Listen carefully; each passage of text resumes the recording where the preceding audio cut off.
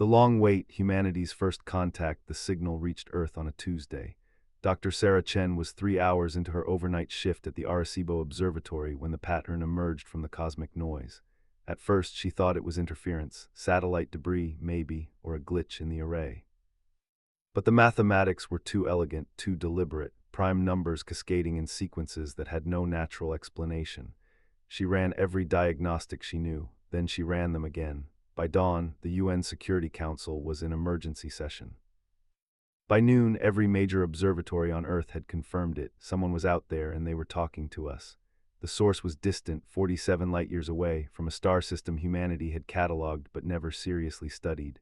The message was simple, almost childlike in its construction: mathematical proofs, chemical formulas. A star chart showing their location in hours, and then at the end, a single repeating phrase that took linguists 3 months to decode: "We are coming, wait for us." The preparation the world changed overnight, though not in the ways anyone expected. There were riots, certainly. Doomsday cults sprouted like mushrooms after rain. Markets crashed, then rebounded, then crashed again. But beneath the chaos, something remarkable happened. Humanity began to prepare. The UN formed the first contact committee within a week. Every nation contributed their best scientists, linguists, philosophers, and artists. If aliens were coming, humanity would meet them with the best it had to offer. They built the Welcome Station in orbit, a massive construct of steel and glass, filled with everything humans thought aliens might want to know about Earth. Art galleries hung in zero gravity. Music from every culture played on loop. Mathematical proofs and scientific papers were encoded in every format engineers could devise, and they waited. 10 years passed. The initial panic faded into something like normalcy. People returned to their lives, though the knowledge that humanity was no longer alone colored everything. Universities established xenobiology departments for a biology they'd never seen. Children grew up learning hypothetical alien linguistics alongside Spanish and Mandarin. 20 years, the generation that had heard the first signal began to gray. The Welcome Station became a permanent fixture, staffed by rotating crews who maintained the vigil. Some lost faith. "They're not coming," the skeptics said. It was a hoax, a natural phenomenon we misinterpreted. But the signal never stopped. Every day the same message: "We are coming, wait for us." The vigil 30 years after first contact, Sarah Chen died. She'd spent half her life working on alien linguistics, developing frameworks for communication with minds that might think in ways humans couldn't imagine. Her funeral was attended by thousands, and the alien signal was played as part of the ceremony, a reminder of the discovery that had defined her existence. 40 years, 50, the waiting became part of human culture. First Contact Day became a global holiday, celebrating the anniversary of the signal. Monuments were erected, songs were written. An entire generation had been born, grown up, and started families of their own in the shadow of that promise.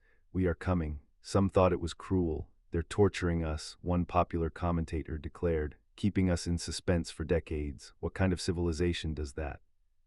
But others understood, or thought they did. Space was vast. Even traveling at a significant fraction of light speed, crossing 47 light-years, would take time.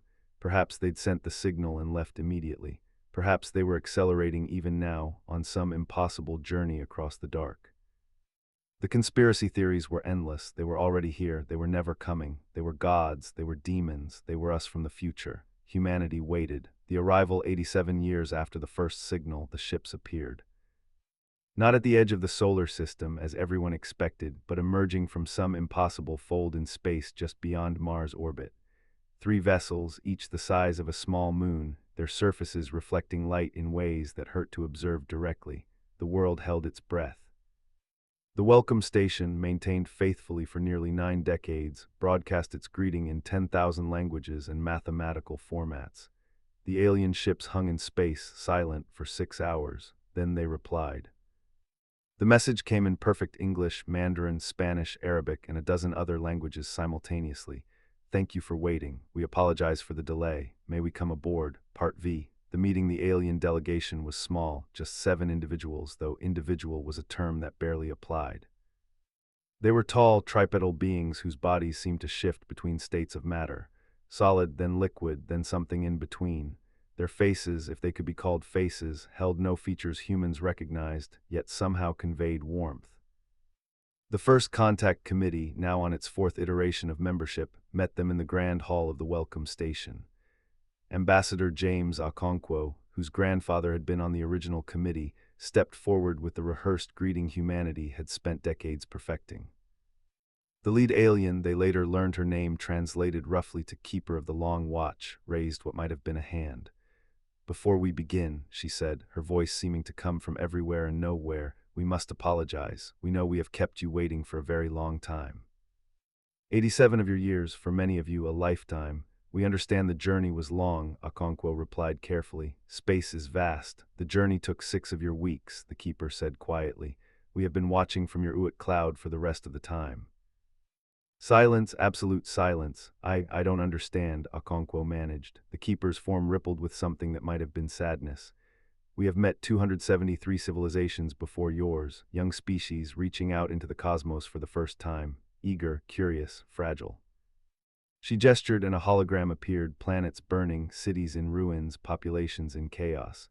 When we arrived quickly at these worlds, the response was problematic. Fear overtook curiosity. Governments collapsed, wars broke out, species destroyed themselves rather than face an unknown future. We learned that for young civilizations, first contact is not just a meeting, it is a test. Another gesture, another set of images, civilizations thriving, reaching for the stars. So we changed our approach. We announce ourselves, then we wait, we watch. We give you time to adapt to the idea of us, to overcome your initial fears, to stabilize, to grow.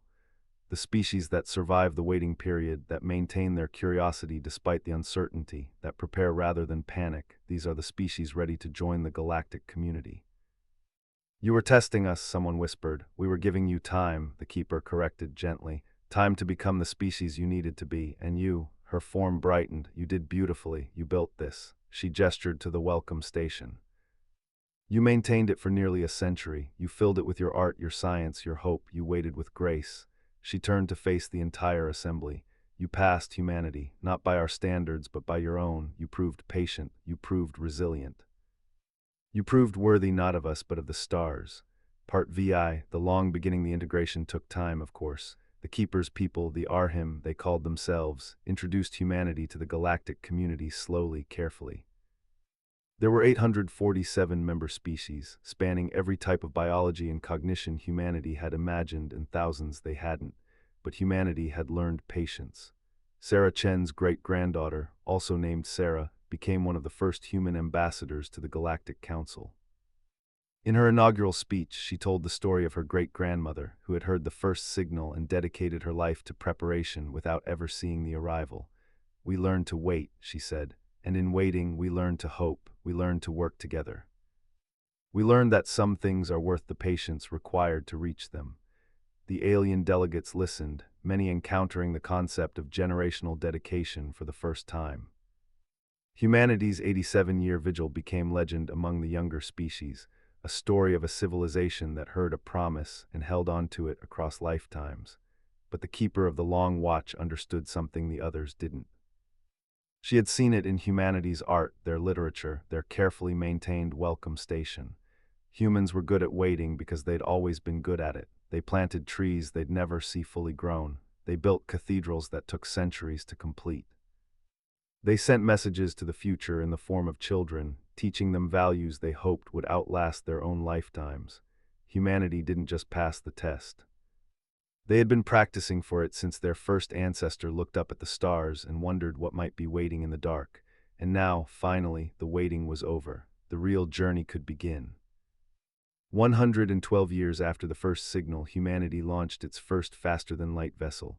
The Keeper of the Long Watch attended the ceremony, her form pulsing with pride.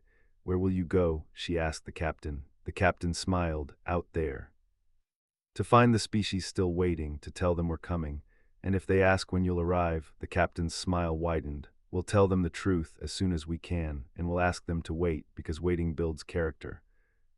The Keeper rippled with what humans had learned to recognize as laughter. "Then go," she said. "The galaxy is waiting." End.